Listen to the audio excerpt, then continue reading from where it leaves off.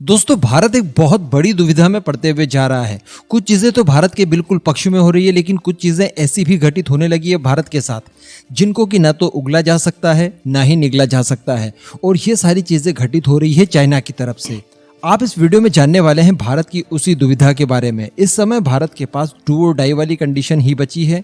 ये वीडियो देखकर आप समझ जाएंगे। इस वीडियो में हम लोग बात करने वाले हैं S-400 के बारे में, और साथ ही इस S-400 की परीक्षा किस तरह से चाइना अब लेने लगा है, इन सब को लेकर विस्तृत जानकारी आपको दी जाएगी। आप बस वीडियो को एकदम एंड तक देखते हुए चैनल को सब्सक्राइब जरूर कर दीजिएगा।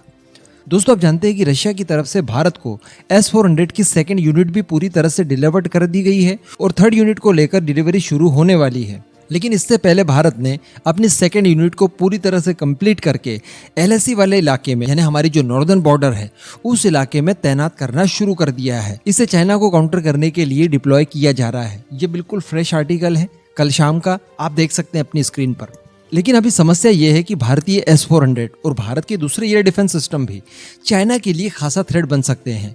इनकी लोकेशन जानना चाइना के लिए अति आवश्यक हो जाता है, क्योंकि अगर कोई स्मॉल लेवल पर ही वॉर शुरू हुई और इस दौरान भारत के एयर डिफेंस सिस्टम अच्छा परफॉर्म करते हैं, तो ये चाइना के लिए बहुत बड़ा डिजास्टर साबित होंगे। कारण ये है कि भारत के पास इस समय जितने भी एयर डिफेंस सिस्टम हैं, वो काफ़ी ज़्यादा हाई क्वालिटी वाले हैं। फिर S-400 की बात कर लीजिए, बराक की बात कर लीजिए, या फिर हमारे आकाश की बात कर लीजिए, सारे के सारे बिल्कुल टॉप क्लास के हैं।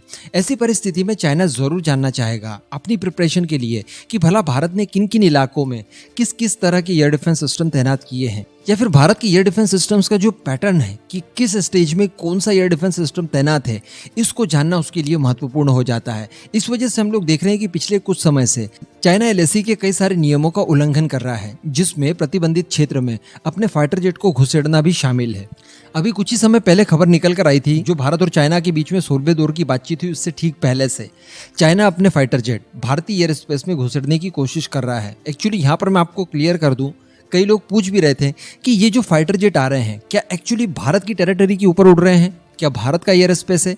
तो मैं आपको बता दूं कि ऐसा नहीं है। एक्चुअली जो LAC है, यानी लाइन ऑफ एक्चुअल कंट्रोल, इसके आसपास कई सारे प्रतिबंध लगाए गए हैं और कई सारे अघोषित नियम जो अनऑफिशियल है, चाइना और भारत के बीच में डिसाइड किए गए हैं, जिसमें से एक एयर स्पेस का भी उल्लंघन माना जाता है। यानी LAC जो है, ये जो स्ट्रेट लाइन आप देख रहे हैं, भारत भी इसके 10 किलोमीटर तक ना कोई फाइटर जेट ले जा सकता है, और ना ही चाइना इस LAC के इस साइड 10 किलोमीटर अंदर तक कोई फाइटर जेट ला सकता है। अगर बात की जाए हेलीकॉप्टर की, तो इसके लिए प्रतिबंधित क्षेत्र है 5 किलोमीटर का, यानी इस लाइन के आप 5 किलोमीटर तक कोई भी हेलीकॉप्टर नहीं ले जा सकते, ना तो भारत ना ही चाइना।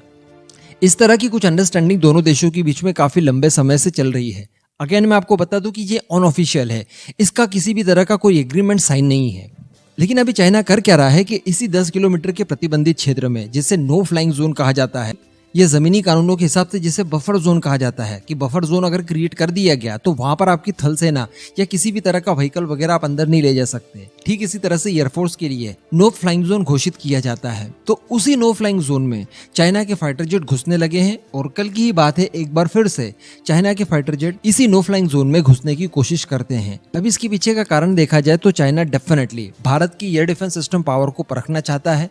वो आइडेंटिफाई करना चाहता है कि भारत ने किस एरिया में किस तरह से बिहेव करने वाले एयर डिफेंस सिस्टम्स को तैनात किया है। ये उसका मोटिव है। वो भारत की तैयारी को जांचना चाहता है, वो जासूसी कर रहा है। लेकिन अब भारत की परेशानी क्या है, जिससे हम ये कह सकते हैं कि डू और डाई वाली कंडीशन आ गई है, क्योंकि ये सारी चीजें अब ना तो निगलते बन रही है, ना ही उगलते बन रही है। हम इस एयर स्पेस के वायलेशन को उससे कंपेयर नहीं कर सकते जैसा कि चाइना ताइवान के साथ करता है। लेकिन दोस्तों, कोई बहुत बड़ी बात नहीं है कि अगर भारत ने इस तरह की गतिविधियों पर लगाम नहीं लगाया आज, तो चाइना इन फ्यूचर भारत के अंदर भी इसी तरह के वायलेशन को अंजाम देगा।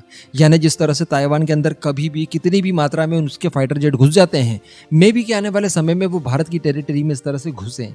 इसके लिए जरूरी यह है कि भारत ने तगड़ा संदेश देना चाहिए, और तगड़े संदेश के तौर पर जब भी कोई चाइनीज फाइटर जेट इस तरह से लो फ्लाइंग जोन वाले इलाके में घुसने की कोशिश करता है, उसे शॉट डाउन कर देना ही भारत के पास एकमात्र ऑप्शन है।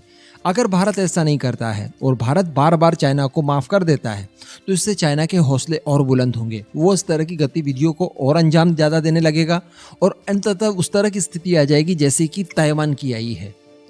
और अगर मान लीजिए कि भारत कोई शॉटडाउन कर देता है चाइना का फाइटर जेट, उसके बाद क्या होगा? तो उसके बाद चाइना भी डेफिनेटली बदला लेने की कोशिश करेगा और भारत के फाइटर जेट को शॉट डाउन करने की कोशिश करेगा। तो कहा जा सकता है कि स्मॉल लेवल पर यहाँ पर वॉर भी शुरू हो सकती है। तो भारत ने अब इन सारी चीज़ों पर मंथन करके कोई ना कोई सख्त निर्णय जरूर लेना चाहिए। अगर इस तरह की गतिविधियों को रोकने के लिए कोई स्मॉल लेवल की वॉर भी हमें करना पड़े तो वो यहाँ पर करने की ज़रूरत है। इसके अतिरिक्त आपके पास अन्य कोई ऑप्शन नहीं है। आज चाइना को किसी भी तरह से इस तरह की गतिविधियां करने से रोक नहीं सकते, और अगर नहीं रोका तो उसके हौसले बुलंद होंगे और इस तरह की घटनाएं अगेन एंड अगेन वो करता रहेगा। तो यही है पूरा इस वीडियो का मोरल कि भारत ने S-400 की सेकंड यूनिट को डिप्लॉय कर दिया है चाइना के अगेंस्ट, और अब इन्हीं की परीक्षा लेने के लिए चाइना इस तरह की गतिविधियों को अंजाम दे रहा है। अब इस पूरे मुद्दे पर आपका क्या मानना है? क्या आपके हिसाब से चाइनीज फाइटर जेट को भारत ने शॉट डाउन करना चाहिए या फिर वार्निंग देकर ही छोड़ना चाहिए? नीचे कमेंट जरूर कीजिएगा।